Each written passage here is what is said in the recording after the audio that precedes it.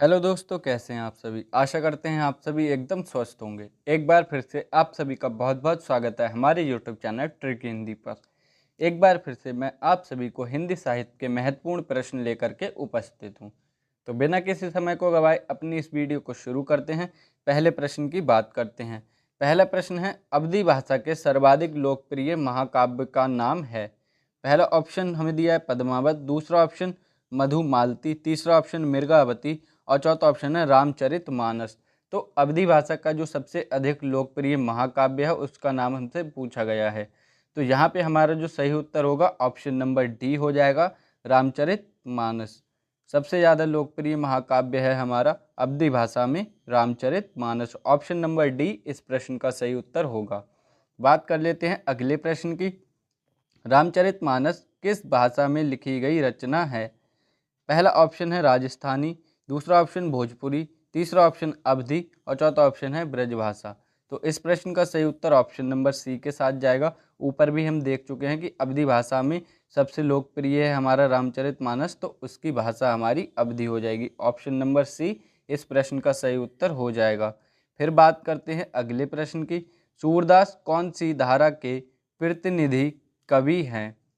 पहला ऑप्शन है कृष्ण काव्यधारा, दूसरा ऑप्शन राम काव्यधारा, तीसरा ऑप्शन है संत काव्यधारा और चौथा ऑप्शन है सूफी काव्यधारा।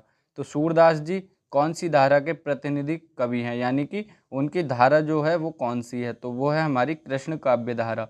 ऑप्शन नंबर ए इस प्रश्न का सही उत्तर हो जाएगा। उन्होंने कृष्ण जी जो हैं उनके बाल रूप का वर्णन किया है। फिर बात करते हैं अगले प्रश्न की। अगला प्रश्न है, सूरदास ने किस कृति को नहीं लिखा है। पहला ऑप्शन हमें दिया गया है सूर सारावली, दूसरा ऑप्शन है दोहावली, तीसरा ऑप्शन है साहित्य लहरी और चौथा ऑप्शन है सूर सागर। तो सूरदास ने यहाँ पे जो कृति नहीं लिखी है वो है हमारी दोहावली। ऑप्शन नंबर बी इस प्रश्न का सही उत्तर हो जाएगा। दोहावली जो है वो सूरदास जी ने नहीं लिखी है। बाकी सूर सारावली, साहित्य लहरी और सूर सागर ये तीनों ही सूरदास जी द्वारा रचित हैं। बात कर लेते हैं अगले प्रश्न की। इनमें से कौन सी सूरदास की कृति है। पहला ऑप्शन है कवितावली, दूसरा ऑप्शन साहित्य लहरी, तीसरा ऑप्शन गीतावली, चौथा ऑप्शन गंगा लहरी। तो सूरदास जी की कृति यहाँ पे जो है वो है हमारी साहित्य लहरी। ऑप्शन नंबर बी इस प्रश्न का सही उत्तर हो जाएगा। ऊपर भी मैंने अभी प्रश्न जो था उसमें आपको बताया था कि साहित्य लहरी सूरदास जी की कृति है। फिर बात करते हैं अगले प्रश्न की। सूरसागर किस भाषा की कृति है, यानी कि जो सूरसागर सूरदास जी ने लिखी है वो कौन सी भाषा में लिखी है। पहला ऑप्शन खड़ी बोली, दूसरा ऑप्शन ब्रजभाषा, तीसरा ऑप्शन अवधी, चौथा ऑप्शन पंजाबी। तो सूरसागर जो है वो हमारी ब्रजभाषा में लिखी है। ऑप्शन नंबर बी इस प्रश्न का सही उत्तर हो जाएगा, ब्रजभाषा। सूरसागर जो कृति है उसकी भाषा है ब्रजभाषा। बात करते हैं अगले प्रश्न की। इनमें से सूर्य की रचना कौन सी नहीं है। पहला ऑप्शन सूर सागर, दूसरा ऑप्शन सूर सारावली, तीसरा ऑप्शन साहित्य लहरी, चौथा ऑप्शन रास पंचाध्यायी। तो यहाँ पे ऊपर के तीनों आपको बता चुका हूँ कि सूर सागर, सूर सारावली, साहित्य लहरी ये सूरदास जी की हैं। यहाँ जो सही उत्तर ऑप्शन नंबर डी हो जाएगा, रास पंचाध्यायी। ये हमारी सूरदास जी ने नहीं लिखी है। तो यही हमसे पूछा गया है कौन सी सूरदास जी की रचना नहीं है। फिर बात करते हैं अगले प्रश्न की। सूरदास किस रस का कोना कोना झाँक आए हैं। पहला ऑप्शन है शांत रस, दूसरा ऑप्शन है करुण रस, तीसरा ऑप्शन है मैत्री रस, चौथा ऑप्शन वात्सल्य। तो सूरदास जी ने जो रचनाएं की हैं उन्होंने उसमें बालपन का वर्णन किया है और बचपन में जो रस होता है वो कहलाता है वात्सल्य रस। तो ऑप्शन नंबर डी जो है इस प्रश्न का सही उत्तर होगा, वात्सल्य। बहुत इंपॉर्टेंट प्रश्न है ये, पेपर में पूछा जाता है कई बार और बच्चे गलत कर आते हैं। तो वात्सल्य रस इस प्रश्न का सही उत्तर होगा। फिर बात करते हैं अगले प्रश्न की। अकाल पुरुष गांधी किसने इस जीवनी की रचना की है। पहला ऑप्शन है प्रभाकर माचवे, दूसरा ऑप्शन अज्ञे जी, तीसरा ऑप्शन डॉक्टर देवराज, चौथा ऑप्शन जैनेन्द्र कुमार। तो इस प्रश्न के सही उत्तर की बात करें, ऑप्शन नंबर डी इस प्रश्न का सही उत्तर हो जाएगा, जैनेन्द्र कुमार। जैनेन्द्र कुमार जी ने अकाल पुरुष गांधी जीवनी की रचना की है। फिर बात करते हैं अगले प्रश्न की। रीतिकाल की सर्वाधिक व्यापक प्रवृत्ति क्या थी। पहला ऑप्शन नायिका भेद और श्रृंगार रस विवेचन, दूसरा ऑप्शन अलंकार विवेचन, तीसरा ऑप्शन है छंद विवेचन और चौथा ऑप्शन है शब्द शक्ति और काव्य गुण दोष विवेचन। तो इस प्रश्न का जो सही उत्तर ऑप्शन नंबर ए हो जाएगा, नायिका भेद और श्रृंगार रस विवेचन। ये हमारी रीतिकाल की सर्वाधिक व्यापक प्रवृत्ति थी। ऑप्शन नंबर ए इस प्रश्न का सही उत्तर हो जाएगा। बात करते हैं अगले प्रश्न की। रीतिकाल की विशेषताओं के संदर्भ में निम्नलिखित में से एक विशेषता गलत है, उस विशेषता का चयन कीजिए। 4 ऑप्शन में एक ऑप्शन गलत है, वही हमसे पूछा गया है। पहला ऑप्शन रीतिकाल में अलंकरण की प्रधानता है, दूसरा ऑप्शन रीतिकाल की प्रमुख भाषा ब्रजभाषा है, तीसरा ऑप्शन रीतिकाल में प्रकृति का आलंबन रूप में वर्णन हुआ है और चौथा ऑप्शन रीतिकाल में लक्षण ग्रंथों की प्रमुखता है। तो सही उत्तर की जो बात करें, ऑप्शन नंबर सी यहाँ पे गलत दिया गया है। रीतिकाल में प्रकृति का आलंबन रूप में वर्णन हुआ है। यहाँ पे नायक नायिका का वर्णन हुआ है जितनी भी रचनाएं हैं। तो यहाँ पे जब हमारा नायिका वर्णित की जा चुकी है, वहाँ पे प्रकृति के बारे में कोई बात करना जरूरी है ही नहीं। तो ऑप्शन नंबर सी इस प्रश्न का सही उत्तर होगा। रीतिकाल में प्रकृति का आलंबन रूप में वर्णन हुआ है, ये हमारा गलत दिया गया है और हमसे गलत ही पूछा है, तो यही हमारा इस प्रश्न का सही उत्तर हो जाएगा। फिर बात करते हैं अगले प्रश्न की। रीतिकालीन कवियों की काव्यधारा क्या थी? पहला ऑप्शन है अवधी, दूसरा ऑप्शन खड़ी बोली, तीसरा ऑप्शन ब्रजभाषा, चौथा ऑप्शन बुंदेली।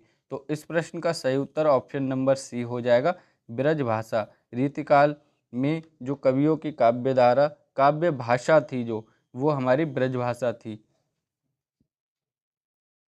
भाषा के बारे में बात की गई है रीतिकालीन कवियों की, तो वो थी हमारी ब्रजभाषा।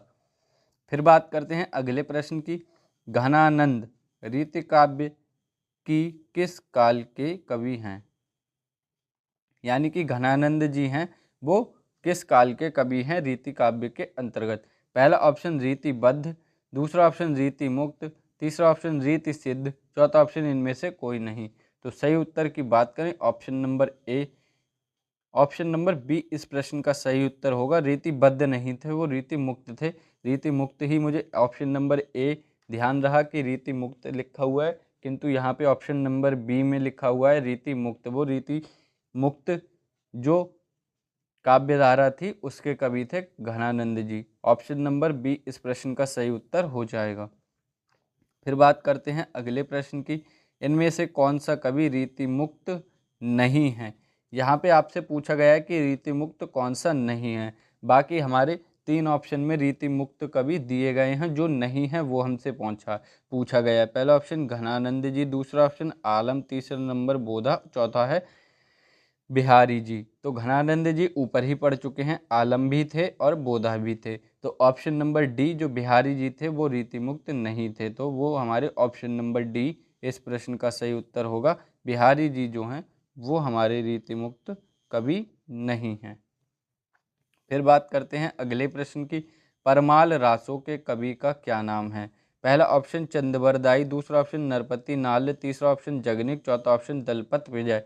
तो परमाल रासों के कवि हैं जगनिक। ऑप्शन नंबर सी इस प्रश्न का सही उत्तर हो जाएगा। आपको याद रखना है, ये बहुत बार पेपर में पूछा गया प्रश्न है। फिर बात करते हैं अगले प्रश्न की। हिंदी साहित्य के आदिकाल को सिद्ध सामंत काल किसने कहा है? पहला ऑप्शन रामचंद्र शुक्ल, दूसरा ऑप्शन राजकुमार वर्मा, तीसरा ऑप्शन राहुल सांकृत्यायन, चौथा ऑप्शन डॉक्टर नगेंद्र। तो यहाँ पे किसन हो गया, किंतु यहाँ पे किसने होगा, एक ही मात्रा भी होगी। तो यहाँ पे जो सही उत्तर ऑप्शन नंबर सी के साथ जाएगा। राहुल सांकृत्यायन ने सिद्ध सामंत काल कहा है। ये प्रश्न मैं आपको पिछले एक वीडियो जो कराई थी उसमें भी करा चुका हूँ। फिर बात करते हैं अगले प्रश्न की। आचार्य रामचंद्र शुक्ल ने हिंदी का प्रथम महाकाव्य किसे माना है? पहला ऑप्शन कीर्ति पताका को, दूसरा ऑप्शन पद्मावत को, तीसरा ऑप्शन पृथ्वीराज रासो को, चौथा ऑप्शन प्रिय प्रवास को। तो हिंदी का प्रथम महाकाव्य माना है उन्होंने पृथ्वीराज रासो को। ऑप्शन नंबर सी इस प्रश्न का सही उत्तर हो जाएगा। आपसे पेपर में ये पूछा जाएगा कि प्रथम महाकाव्य कौन सा है, तो पृथ्वीराज रासो। फिर बात करते हैं अगले प्रश्न की। हिंदी साहित्य का दूसरा इतिहास किसने लिखा है? पहला ऑप्शन मिश्रबंधु, दूसरा ऑप्शन राजकुमार शर्मा, तीसरा ऑप्शन गणपति चंद्रगुप्त, चौथा ऑप्शन बच्चन सिंह। तो हिंदी साहित्य का दूसरा इतिहास लिखा है Bachchan Singh. Option number D इस प्रश्न का सही उत्तर हो जाएगा। बच्चन सिंह के द्वारा लिखा गया है हिंदी साहित्य का दूसरा इतिहास। फिर बात करते हैं अगले प्रश्न की। बीजक के रचयिता का क्या नाम है?